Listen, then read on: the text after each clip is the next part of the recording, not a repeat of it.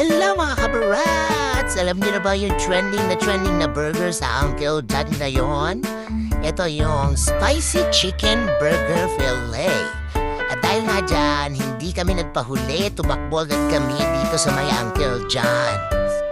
So ayan na nga, unang-una namin hinanap yung presyo kung sulit ba ito. At ayan, 89 pesos lang siya mga kabarats. Sulit ng 89 pesos sa laki niyan. Dahil nga timawa kami, 6 agad yung binili namin, 6. Di pa namin natitikman pero 6 agad. Salamat kay Koyan, nag-tip sa amin kasi nga nagkakaubusan. 6 lang daw per store ang dinideliver sa kanila. 6 nga ba? 10. So ayan na nga, nung naglalagay ako ng sauce, tinikman ko rin yung sauce kung tama lang ba or ano, tamang-tama lang yung sauce. Hindi siya maasim.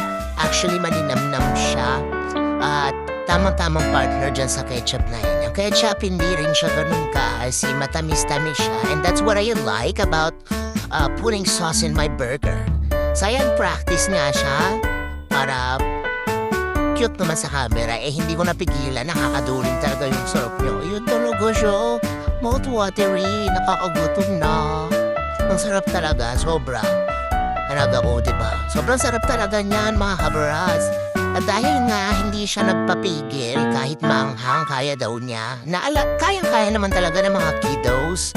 Ayan, naubos niya lahat yan. Ang sabi ko, hati sila ng auntie niya. Inubos ba naman mga kabarat? So ayun na nga, hanggang sa susunod na kain ulit, please like, share, and subscribe na rin. Thank you so much.